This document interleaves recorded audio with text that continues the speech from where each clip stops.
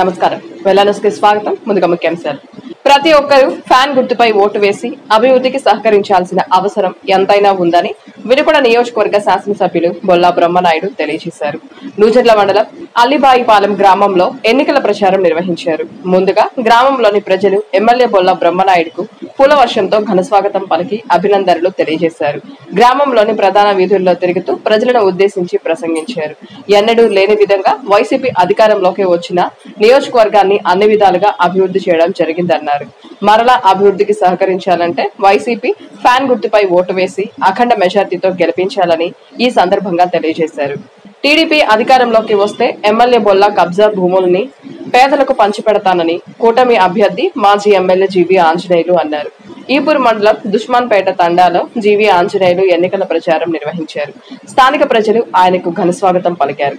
Telugu Desam super 6 పథకాలపై అవగాహన కల్పించి 2 ఓట్ల సైకిల్ గుర్తుపై వేసి ఎమ్మెల్యేగా తనను ఎంపీగా లావు శ్రీకృష్ణదేవరాయలను గెలిపించాలని కోరారు. ఈ సందర్భంగా మాట్లాడిన ఆయన తండాలో ప్రేమించే మనుషులు ఉంటారని, ఎక్కడైతే పేదలు ఉంటారో వాళ్ళంతా జీవీ మనుషులే అన్నారు.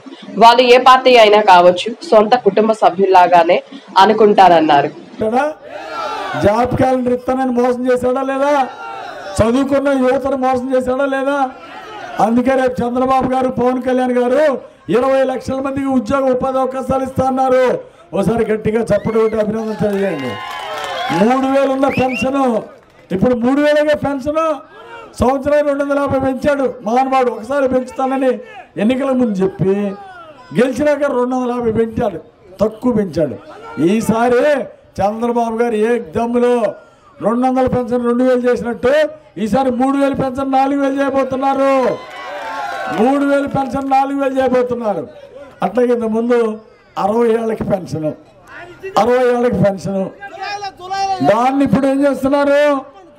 50 సంవత్సరాలకే పెన్షన్ ఇవ్వబోతున్నారు. 50 ఏళ్ళకి పెన్షన్. ఏమన్నా ప్రతి ఇంటికి మంచినీళ్ళు కావాలా వద్దా చెప్పండి? ప్రతి ఇంటికి కావాలన్నాడు చేతులు ఎత్తండి. అందరికి కావాలా?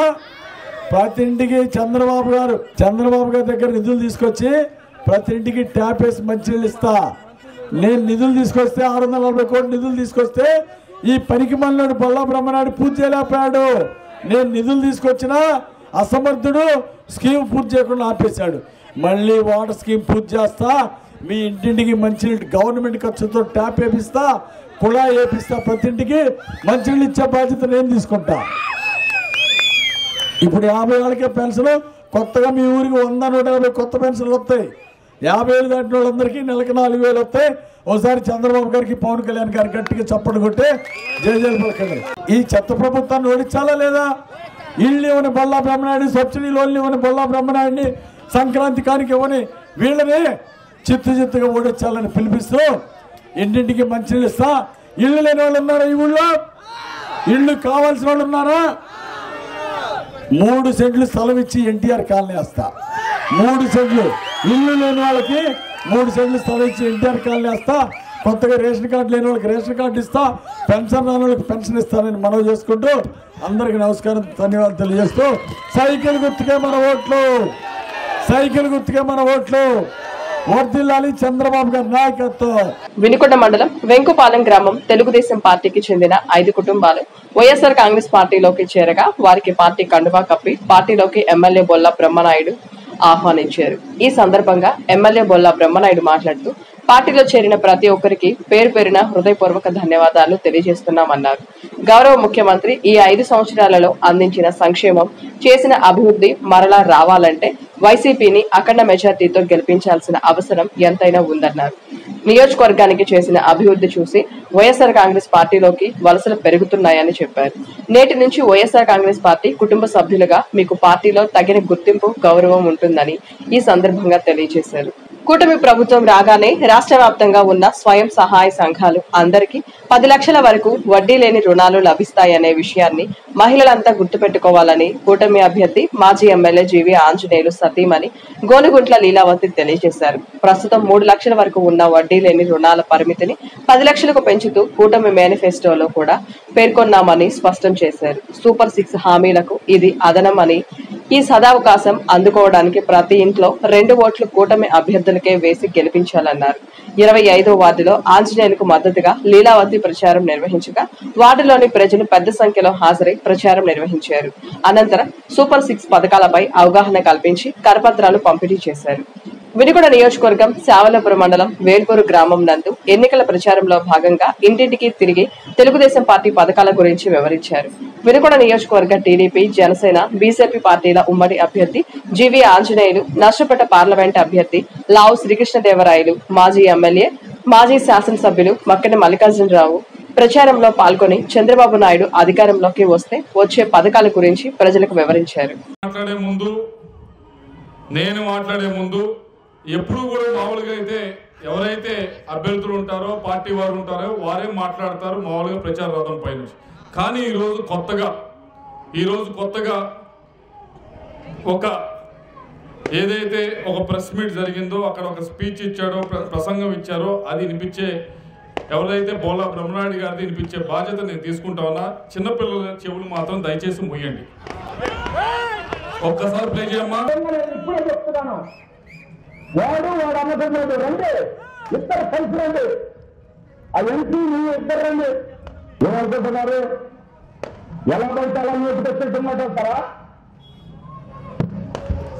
ఏం కాదు దించేది అంటారు, పుయ్యా దించేది ఏంటో పడకడారు ఇచ్చేది. మా కుటుంబం గురించి మాట్లాడతారు మీరు. దానిలో ఉంటా నేను ఎవరు చదివించుకోపోయానంట.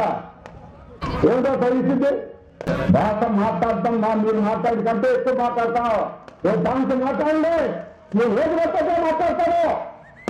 ఒక్కొక్కటి పూర్వపరాలు ఒక్కొక్క అమ్మా విన్నారు కదా. ఇది ఒకటి మాత్రం గుర్తుంచుకోండి, ఇది నవ్వే విషయం అయితే కాదు. ఒక ప్రజాప్రతినిధి ప్రెస్ మీట్లో పత్రికాముఖంగా ఇటువంటి భాష మాట్లాడుతూ ఉన్నాడు. అది మీ ఊరు నుంచి వచ్చిన ప్రజాప్రతినిధి మీకు మీ ఊరిని రిప్రజెంట్ చేస్తూ మిమ్మల్ని గౌరవం పెంచవలసిన ప్రజాప్రతినిధి ఈ భాష మాట్లాడుతూ ఉన్నారు. కాబట్టి నవ్వవలసిన విషయం కాదు.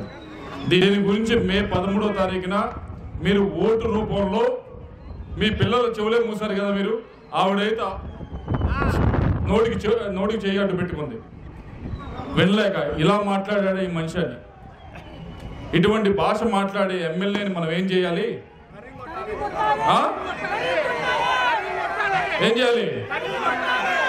అది ఎందుకు చెప్తా ఉన్నానంటే ఈ వ్యక్తి మాట్లాడుతూ ఉన్నాడు, నా కుటుంబం గురించి మాట్లాడతారా అని అంటా ఉన్నాడు. ఆయన కుటుంబం గురించి ఎవరు మాట్లాడాలి. కానీ మీకు ఒకటి చెప్తా, ఒక 3 సంవత్సరాల క్రితం జరిగిన సంఘటన.